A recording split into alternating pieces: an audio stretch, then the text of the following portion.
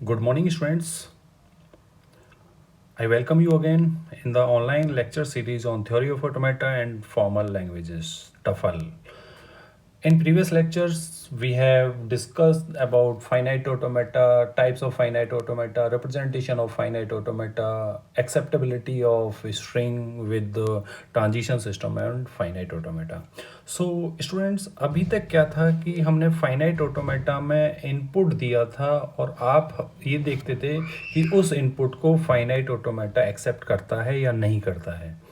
Okay और finite automata तब accept करता था जब उस स्ट्रिंग को रीड करते हुए हम फाइनल स्टेट पर पहुंच जाते थे।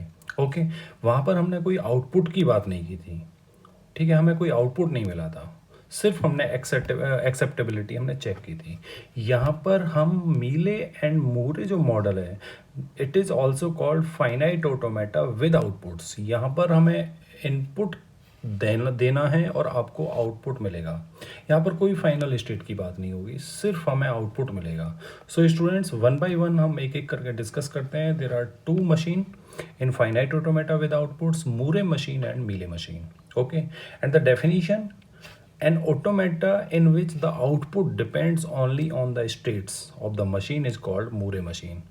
स्टूडेंट्स, जब जो मशीन है, जो ऑटोमेटा है, अगर उसका आउटपुट सिर्फ स्टेट के ऊपर डिपेंड करता है तो उसको बोला जाता है मूरे मशीन। और जब किसी ऑटोमेटा और मशीन का आउटपुट डिपेंड्स करता है input as well as state, उसको बोला जाता है मीले मशीन। तो दो चीज़ निकल करके आ गई यहाँ पर। जब क्योंकि हम आउटपुट के रेस्पेक्ट में ही बात करते हैं, when the output depends only on the state it is called the Moore machine, when the output depends only states and input symbols it is called the Mealy machine. Okay, तो इसकी जो definition होगी, जो इसका जो output depend करेगा, उसके लिए जो इक्वेशन होगी, एक जो जनरल इक्वेशन है, that is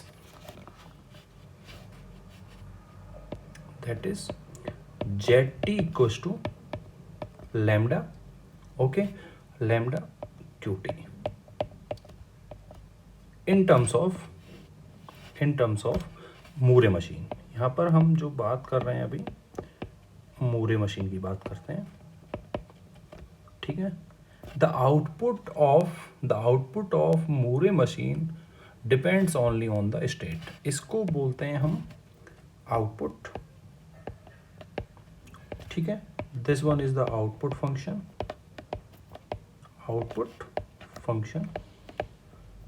and qt is the present state। Okay, यही हमने डेफिनेशन में बताया था। The output of Moore machine depends only on the present state. Okay, this one is the equation, right students. Next, जब हम Mealy machine की बात करते हैं तो मीले मशीन में की डेफिनेशन में आपने जाना था the output of Mealy machine depends on present state and input symbol. This one is the equation of Mealy machine. So zt as it is output, lambda is the output function, and q2 is the present state, okay, and xt is the input symbol. Okay student, ये बहुत important role play करेगा जब आप conversion करेंगे या इसके concept को समझेंगे, तो ये सबसे इंपॉर्टेंट रोल प्ले करेगा ये इक्वेशन। ये आपको पता होना चाहिए कि किसका आउटपुट स्टेट पर डिपेंड करता है और किसका आउटपुट स्टेट और इनपुट सिंबल पर डिपेंड करता है। Okay, so now we will discuss the concrete definition of Moore machine. Moore machine. A Moore machine is a six tuples. Six tuples means elements. कौन कौन से टपल्स होंगे? Q, sequence भी आपको ध्यान रखना, Q, sigma, delta, del, lambda, and Q not. यहाँ पर फाइनल स्टेट नहीं होगी, आपको ये ध्यान रखना है कि यहाँ पर फाइनल स्टेट नहीं होगी। हमारा जो टारगेट है that is output, where Q is the finite non-empty set of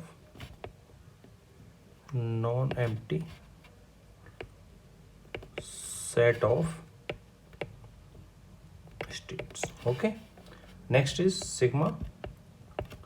Sigma is the finite non-empty set of input alphabet or input symbols. Okay, next अब हम बात करेंगे डेल्टा। डेल्टा क्या है? आपका output alphabet. Delta is the output alphabet. Delta is output alphabet. Okay, delta is the output alphabet. Next del. Del is the transition function. Del is the transition function that maps. Mapping, जो mapping होगी, देखिए function की mapping होगी। दो function है यहाँ पर, एक ट्रांजिशन फंक्शन है, एक आउटपुट फंक्शन है। ठीक है, तो यहाँ पर जो ट्रांजिशन फंक्शन की मैपिंग होगी दैट इज, क्योंकि हमें क्या करना है कि किसी स्टेट में कोई इनपुट देने पर आपको क्या मिलती है? स्टेट मिलती है।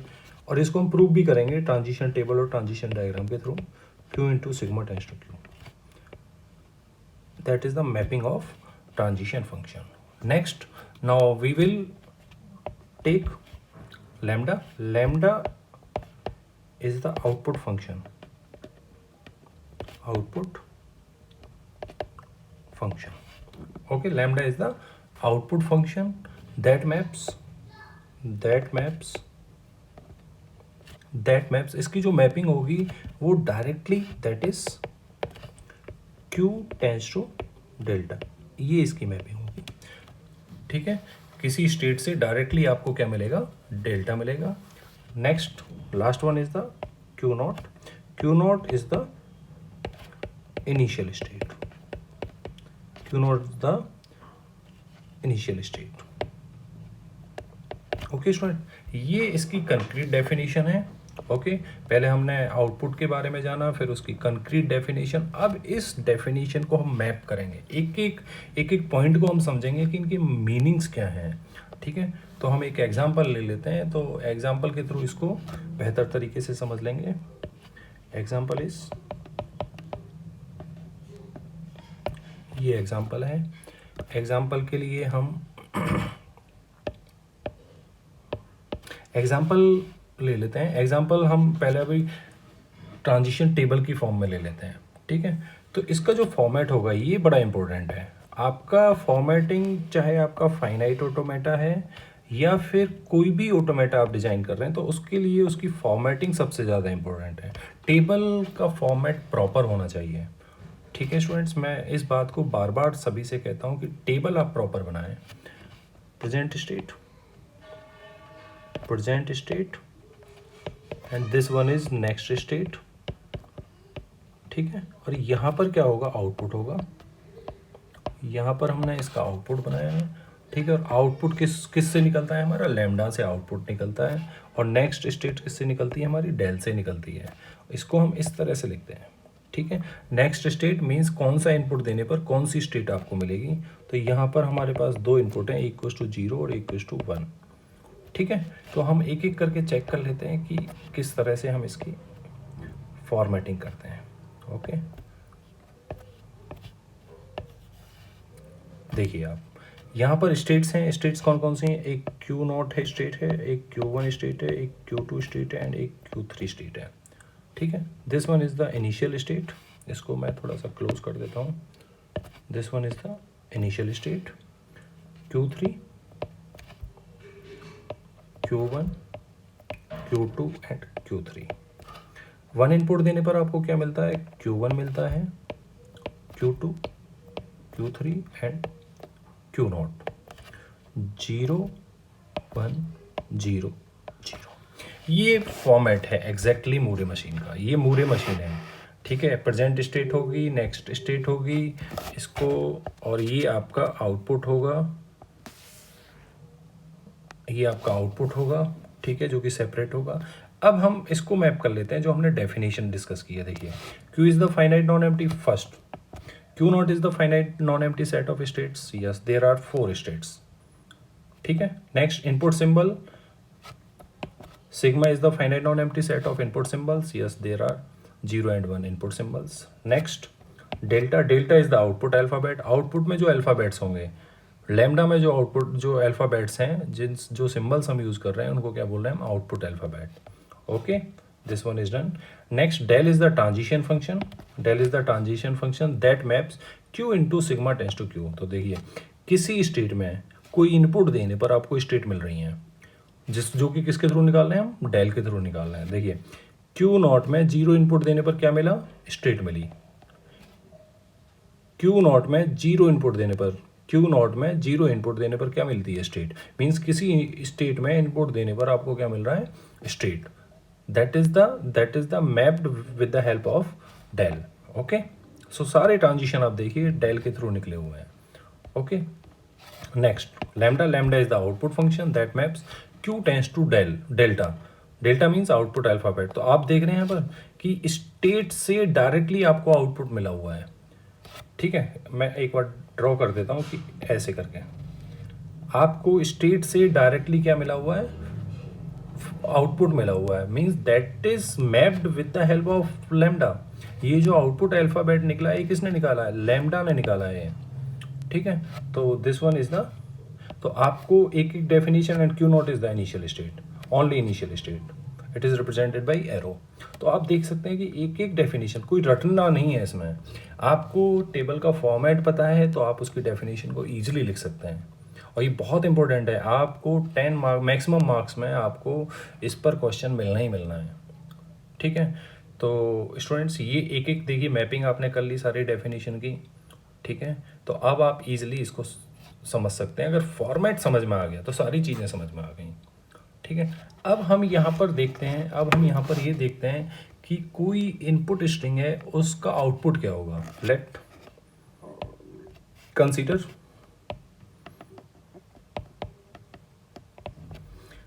करते हैं कि जो W है स्ट्रिंग, कोई भी स्ट्रिंग ले सकते हैं, 0 1 1 हमने ये स्ट्रिंग ले ली है, W इक्वल्स टू 0 1 1। अब हमें ये देखना है कि इसका आउटपुट क्या आएगा। स्टूडेंट, सबसे इम्पोर्टेंट पॉइंट आपको इनिशियल स्टेट पर ध्यान रखना है कि आपको पता है कि इसका जो आउटपुट है वो सिर्फ स्टेट के ऊपर डिपेंड करता है, ना कि स्टेट और इनपुट सिंबल्स पर। तो डायरेक्टली हम इनपुट सिंबल को रीड नहीं कर सकते। उसके लिए आपको क्या करना होगा, उस मशीन को स्टार्ट करने के लिए, मूरे मशीन को स्टार्ट करने के लिए आपको एक एम्प्टी स्ट्रिंग देनी होगी। एम्प्टी स्ट्रिंग मीन्स नल इनपुट, जिससे कि मशीन स्टार्ट हो जाए और फिर आपके इनपुट सिंबल को रीड करना स्टार्ट कर दें। इसका कंसेप्ट यही है, इसलिए मैं कह रहा था ये कंसेप्ट काम आएगा आपके, क्योंकि इसका जो आउटपुट है वो सिर्फ स्टेट के ऊपर डिपेंड करता है। तो इनिशियली उस इनपुट को कैसे रीड करें मशीन, तो उसे रीड करने के लिए हमें क्या करना होता है, हमें बाय डिफ़ॉल्ट एक नल इनपुट कराना होता है, ठीक है, जिसके थ्रू हमें आउटपुट क्या मिलता है, उसका 0। जब भी हम किसी स्टेट में नल इनपुट देते हैं, एम्प्टी स्ट्रिंग देते हैं, तो आपको आउटपुट क्या मिलता है, 0। तो student, first del Q not is the initial state and input is, तो कैसे रीड करेगा, सबसे पहले बाय डिफॉल्ट आपको क्या इनपुट कराना पड़ेगा, नल इनपुट कराना पड़ेगा, ठीक है, ओके। और जब किसी स्टेट में हम नल इनपुट कराते हैं तो आउटपुट क्या मिलता है आपको, 0, आउटपुट इज 0, ओके। सो यहाँ पर हम आउटपुट लिख देते हैं, आउटपुट इज 0। फर्स्ट आउटपुट आपको मिल गया, क्या इनपुट कराया हमने, नल इनपुट कराया है यहाँ पर, ठीक है। जब नल इनपुट कराया तो आपको Q0 0, अब आपको क्या मिलेगा, अब मशीन स्टार्ट होगी, नेक्स्ट इनपुट सिंबल क्या है, 0। क्यू नॉट में देखिए, क्यू नॉट में जीरो इनपुट देने पर आपको क्या मिलता है, Q3 स्टेट, और Q3 का आउटपुट क्या मिलता है, जीरो। भाई Q3 का आउटपुट क्या है, जीरो। Q3 इज, आप सिंपल देखिए, सबसे फिर से मैं बता देता हूँ आपको कि Q नॉट में जीरो इनपुट देने पर, Q नॉट में मैं ड्रॉ कर देता हूँ, फिर से रफ कर दूंगा। Q नॉट में जीरो इनपुट देने पर स्टेट कौन सी मिलती है आपको, Q3। अब यहाँ पर देखेंगे Q3 स्टेट कहाँ पर है, ये, ठीक है, और Q3 का आउटपुट क्या है, दिस वन, तो आपको आउटपुट क्या मिल गया, जीरो, राइट। मैं इसको रफ कर देता हूँ, clear, very good. Next input is Q state क्या मिली आपको, Q3 में वन इनपुट देने पर, Q3 में देखिए, Q3 में वन इनपुट देने पर, Q3 स्टेट है, Q3 में वन इनपुट देने पर आपको क्या मिलता है, Q नॉट, और Q नॉट का आउटपुट क्या है, जीरो। Q नॉट स्टेट मिलती है आपको, Q नॉट, और आउटपुट मिला आपको जीरो। ओके, अब हम नेक्स्ट देखते हैं, स्टेट क्या होगी अब आपकी, Q नॉट, स्टेट क्या होगी, Q नॉट, ठीक है। Q नॉट देखते हैं, Q नॉट में वन इनपुट देने पर, Q नॉट में वन इनपुट देने पर, Q नॉट में वन इनपुट देने पर स्टेट मिली Q1, और Q1 का आउटपुट क्या मिला आपको, देखिए वन, स्टेट मिली आपको Q1, वन रिमेनिंग इनपुट है, और आउटपुट क्या मिला आपको, वन, राइट। अब नेक्स्ट स्टेट इज Q1 में देखिए आप, Q1 में वन इनपुट देने पर, Q1 में वन इनपुट देने पर स्टेट मिली Q2, और Q2 का आउटपुट क्या मिला आपको, Q3, output is zero. Q2 का आउटपुट क्या मिला आपको, जीरो, आउटपुट लिख दिया जीरो, और स्टेट मिली आपको Q2। अब इसके बाद कोई इनपुट सिंबल नहीं है, so final output is this one is the answer, ये आपका आंसर है। ओके, तो स्टूडेंट हम देखिए, रिप्रेजेंटेशन उसका किसी भी फॉर्म में हो सकता है, ट्रांजिशन टेबल की फॉर्म में हो सकता है, या फिर आपका ट्रांजिशन डायग्राम की फॉर्म में हो सकता है। ओके, तो आप उसको, और प्रोसीजर सेम है, प्रोसीजर एक ही है, प्रोसीजर अलग नहीं है। अगर ये डायग्राम की फॉर्म में होता तो देखिए कैसी होती मूरी मशीन, ठीक है, ये तो आपका आंसर हो गया। अगर उसकी फॉर्म में होता तो क्या होता, देखिए इसी को हम कन्वर्ट कर लेते हैं मूरी मशीन में। Q not is the initial state, तो देखिए यहाँ पर देखिए Q not is the initial state, मैं इसको थोड़ा सा सही कर देता हूँ। Q not is the initial state, ये इनिशियल स्टेट है। Q नॉट में जीरो इनपुट देने पर आपको मिलता है Q3, ठीक है, जीरो इनपुट देने पर आपको Q3 मिल गया। Q नॉट में वन इनपुट देने पर आपको Q1, ठीक है, ये Q1 मिल गया। फिर हमने अब देखा Q नॉट का आउटपुट क्या है, जीरो, तो इसका जो आउटपुट लिखा जाता है इसके साथ लिखा जाता है, स्टेट के साथ में, ठीक है। इसका मतलब क्या है, Q नॉट का आउटपुट इज जीरो, ठीक है, Q नॉट का आउटपुट क्या है, जीरो। अब देखते हैं नेक्स्ट, Q1 में जीरो इनपुट देने पर Q1 मिला, Q1 में जीरो इनपुट देने पर Q1 सेल्फ स्टेट, ये जीरो। Q1 में वन इनपुट देने पर Q2 मिला, कोई स्टेट और बना लेते हैं हम, Q2 मिला। ये कोई ज़रूरी नहीं है कि आप बिल्कुल एज इट इज़ आप इस स्टेट्स को बनाए, ट्रांजिशन सही होना चाहिए। Q3 Q1 Q2 ऊपर नीचे हो सकती हैं, लेकिन ट्रांजिशन सही होना चाहिए, ठीक है। तो इसका अब Q1 का आउटपुट कितना है, वन, तो हमने ऑब्लिक लगा करके वन लिख दिया। अब देखा हमने Q2 के लिए, Q2 में जीरो इनपुट देने पर सेल्फ लूप, ये सेल्फ लूप चला दिया। फिर Q2 में वन इनपुट देने पर देखिए Q3, इसे Q3 पर ले गए हम। फिर हमने देखा Q2 का आउटपुट कितना, जीरो, तो ये Q2 के साथ में हमने इसको मेंशन कर दिया, ये हमारा जीरो है। ओके, फिर हमने देखा Q3 के लिए, Q3 में जीरो इनपुट देने पर सेल्फ लूप है, इसको हमने सेल्फ लूप कर दिया। Q3 में वन इनपुट देने पर Q नॉट है, इसको हम यहाँ पर लेकर के आ गए वन के साथ में, और Q3 का आउटपुट क्या है, जीरो। ओके स्टूडेंट्स, अब देख पा रहे हैं आप, बिल्कुल क्लियरली आपको पता चल रहा है कि क्या इनपुट है, क्या आपको आउटपुट है। Q नॉट का आउटपुट क्या है, जीरो, Q3 का आउटपुट जीरो, Q1 का आउटपुट वन, Q2 का आउटपुट जीरो। सो स्टूडेंट्स, अगर ये डायग्राम की फॉर्म में है या टेबल की फॉर्म में है तो टेबल को डायग्राम में कन्वर्ट कर सकते हैं, डायग्राम को टेबल की फॉर्म में कन्वर्ट कर सकते हैं। आपको सिर्फ एक ही बात का ध्यान रखना है कि अगर क्वेश्चन टेबल की फॉर्म में है तो आंसर भी टेबल की फॉर्म में करना है, क्वेश्चन डायग्राम की फॉर्म में है तो डायग्राम की फॉर्म में देना है, ठीक है। वो और डिस्कस करेंगे कैसे सॉल्व करते हैं उसको। तो this one is the Moore machine, ये मूवरी मशीन है।